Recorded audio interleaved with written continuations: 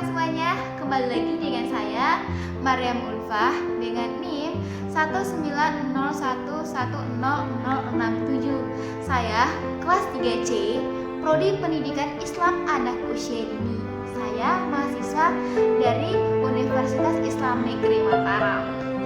Nah, kali ini saya akan coba menjelaskan tentang pembelajaran Al-Quran anak usia dini untuk memenuhi tugas ujian akhir semester saya dari mata kuliah pembelajaran Al-Quran anak usia dini dengan dosen pengampun Ibu Nadi Husnadi. Nah, mau tahu kan gimana sih caranya kita memberikan pembelajaran Al-Quran pada anak usia dini? Terus apa saja yang mencakup dalam pembelajaran Al-Quran pada anak usia dini? Kemudian apa aja sih strateginya gitu?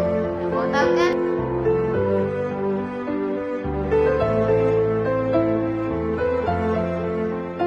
Baiklah teman-teman, kita masuk ke pembahasan yang pertama, yaitu tujuan Tujuan pembelajaran Al-Quran pada dasarnya merupakan rumusan bentuk-bentuk tingkah laku yang akan dimiliki siswa setelah melakukan proses pembelajaran. Rumusan tujuan tersebut dirumuskan berdasarkan analisis terhadap berbagai tuntunan, kebutuhan, dan harapan. Oleh karena itu, tujuan dibuat berdasarkan pertimbangan faktor-faktor masyarakat dan siswa itu sendiri, serta ilmu pengetahuan budaya. Nah, kemudian prinsip-prinsip. Pendidikan Al-Quran bagi anak-anak memiliki prinsip-prinsip yang berbeda dengan orang dewasa. Hal ini ada kaitannya dengan umur, kejiwaan anak, dan daya nalar anak. Para pengajar Al-Quran hendaknya memperhatikan hal ini agar tidak gagal dalam mendidik anak-anak dalam membaca Al-Quran. Di antara prinsip-prinsip yang pertama yaitu membaca dengan tahqiq, kemudian tartil, dan juga dengan baca tanwir. Nah, kemudian kita masuk ke ruang lingkup pembelajaran membaca Al-Quran. Jadi ruang lingkup pembelajaran Al-Quran ini ada dua, yang pertama yaitu secara umum sama secara pada anak usia dini ya. Kita masuk ke secara umumnya dulu.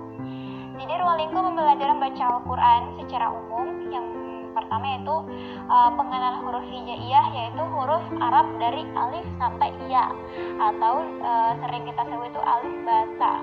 Yang kedua yaitu membunyikan masing-masing huruf hijaiyah, dan sifat-sifat huruf itu ini dibicarakan dalam ilmu makhraj ya, makhraj huruf gitu. Yang ketiga yaitu bentuk dan fungsi tanda baca seperti syakal, terus syaddah, tanda panjang atau mat, kemudian tanwin dan sebagainya.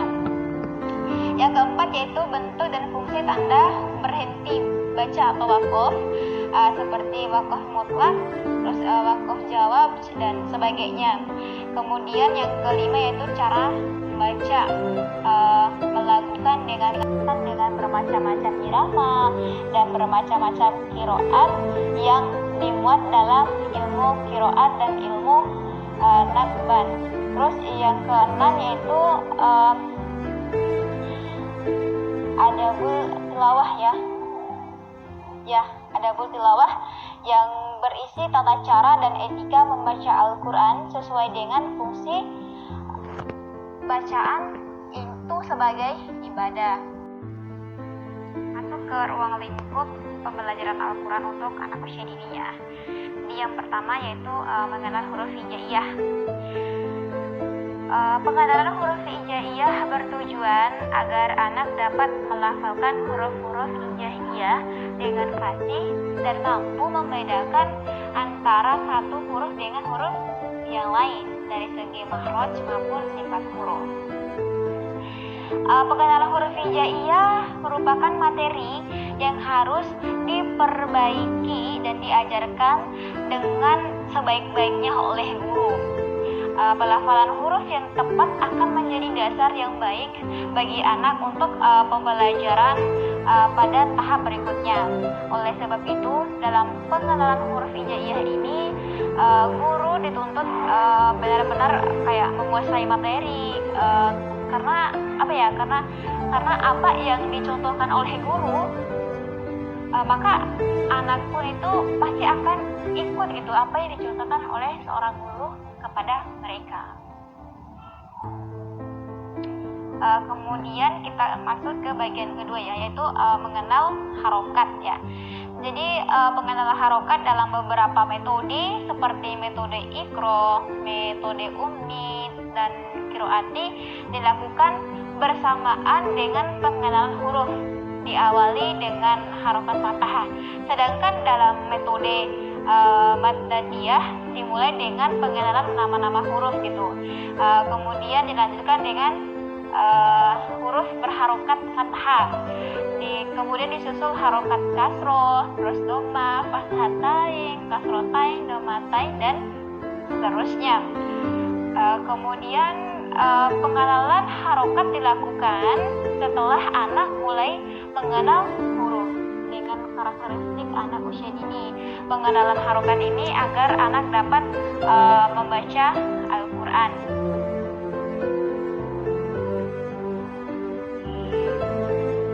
Kemudian kita lanjut ke yang ketiga ya. Jadi mengenal huruf bersambung. Mengenal huruf sambung dilakukan setelah pengenalan huruf hijaiyah dan harokat.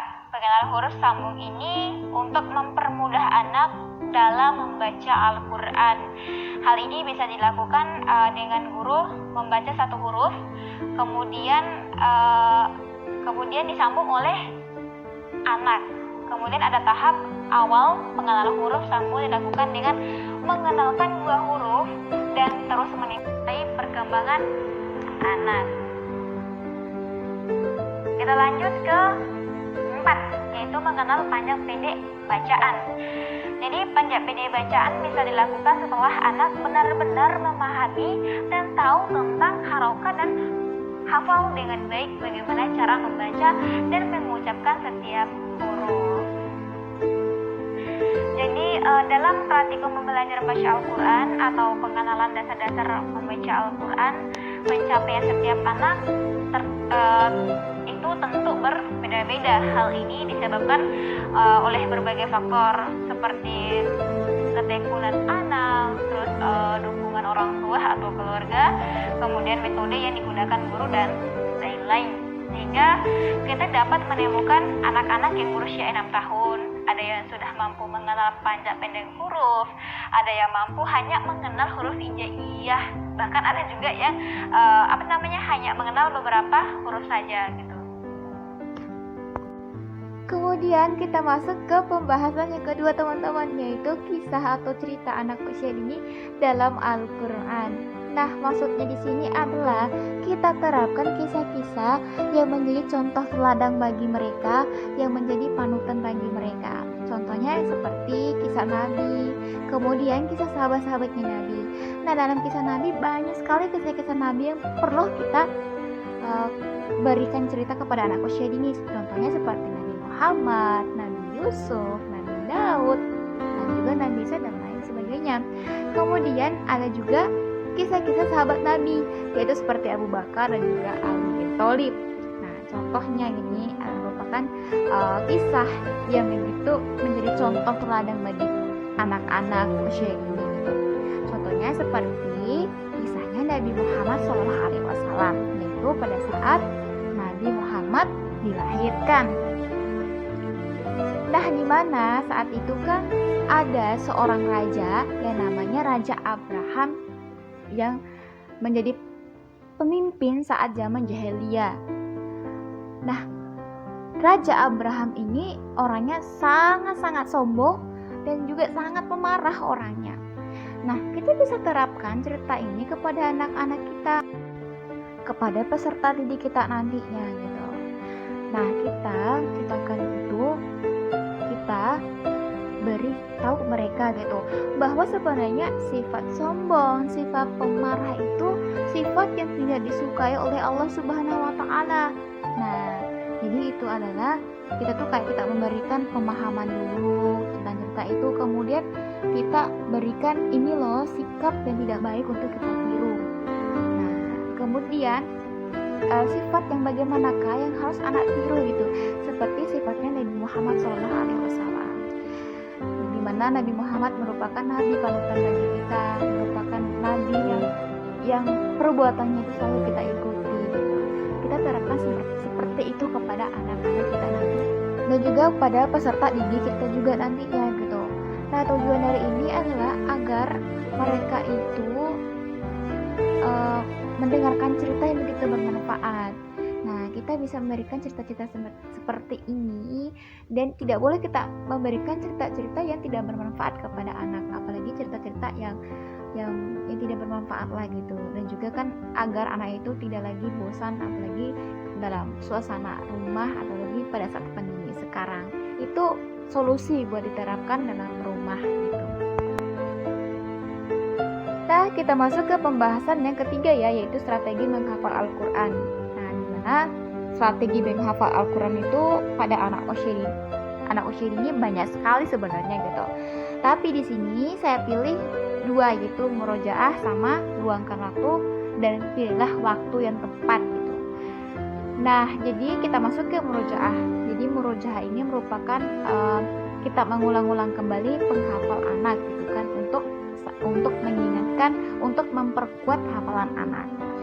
Jadi contohnya itu seperti saya pernah menerapkannya di Tepeki. Jadi di situ kita menggunakan media visual bentuk LCD gitu. Nah, di situ ada berbagai gambar seperti gambar Al-Quran 1, 2, 3 dan seterusnya. Nah, di situ mereka disuruh pilih mau Al-Quran 1, 2 atau 3. Nah, setelah contohnya mereka pilih Al-Quran 1. Jadi ketika mereka sudah memilih Al-Quran 1, nah kemudian Al-Quran itu dibuka, kemudian akan muncul surah apa yang bakalan mereka murojaah, misalnya surat An-Nas. Nah, di situ mereka bakalan membacanya. Nah, kemudian kalau mereka benar dalam bacakannya, kemudian nanti bakalan ada kapal yang ada kapal, kemudian kapal itu akan menunggu jatuhnya koin yang jatuh. Misalkan nih, mereka kan bacanya surah An-Nas. Nah, kemudian kalaupun mereka benar membacakannya, maka akan mendapatkan poin yang besar. Kalaupun mereka kurang, maka akan mendapatkan poin yang kurang gitu. Nah, maksudnya di situ adalah agar anak itu menarik gitu. Ternyata saya menghafal Al-Quran saja bisa beramal. Nah, maksudnya tujuan seperti itu. Itu sering sekali diterapkan dalam setiap TPK, tapi itu tergantung dari masing-masing TPK. Tapi itu sering banget buat memperkuat murojaah anak-anak. Nah, kemudian kita masuk ke bagian luangkan waktu dan pilihlah waktu yang tepat. Nah, di sini saya ngambil menurutnya Ahlulina. Di sini ada 3 poinnya. Yang pertama yaitu ketika anak dalam keadaan fresh, keadaan ini akan membantu anak untuk bisa konsentrasi dengan baik, sehingga anak bisa menghafal Al-Quran dengan baik pula. Poin kedua, tepatnya setelah anak melaksanakan sholat. Secara umum, setelah sholat merupakan waktu yang baik untuk melanjutkan aktivitas yang bersifat ibadah, termasuk menghafal Al-Quran dan melatih hafalan anak. Poin ketiga, yaitu waktu yang telah disepakati bersama anak. Misalnya orang tua telah sepakat dengan anak bahwa setiap selesai sholat maghrib, anak akan melanjutkan hafalan. Dengan kesepakatan ini, anak akan memiliki tanggung jawab untuk melaksanakan tugas secara lebih baik. Selain itu, hal ini juga untuk melatih anak meluangkan waktu tertentu untuk menghafal Al-Quran secara tertib.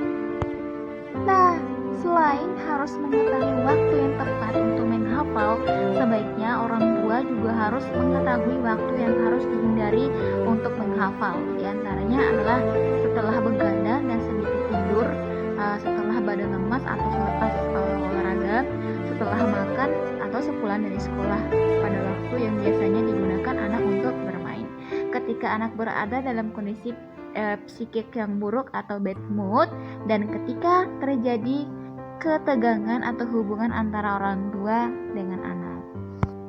Nah, kita masuk ke pembahasan yang keempat teman-teman, yaitu karakteristik guru pembelajaran Al-Quran untuk anak usia dini. Nah, jadi sebenarnya kompetensi guru itu ada 4 sebenarnya, yaitu pedagogi, kepribadian atau akhlak, kemudian sosial, dan juga profesionalisme. Tapi di sini kita membahas tentang karakteristik guru pembelajaran Al-Quran untuk anak usia dini. Nah, yang pertama yaitu karakteristik guru pembelajaran Al-Quran bagi anak usia dini, yaitu harus mampu memiliki mereka kayak fasih dalam melafalkan huruf atau makhraj huruf, kemudian lancar dalam membaca Al-Quran dengan mudah atau tajwid, memiliki wawasan Al-Quran, harus memiliki hafalan, kemudian menguasai metode dan pendekatan pembelajaran Al-Quran yang sesuai untuk anak usia dini. Kemudian memberikan motivasi kepada siswanya itu peserta didiknya, memberikan motivasi ataupun memberikan semangat. Kemudian juga terakhir yaitu karakteristik guru pembelajaran Al-Quran untuk anak usia dini itu harus mampu menjalani komunikasi dengan orang tua siswa. Kemudian kita masuk ke kedua, yaitu karakteristik guru pembelajaran Al-Quran itu dia itu harus memiliki akhlak karimah. Nah, di mana di sini menunjukkan kasih sayang dan kesabaran dalam mengajar, kemudian juga tegas saat siswanya menunjukkan kesalahan, kemudian tawaduk. Jadi tawaduk itu dia itu kayak merendahkan dirinya gitu.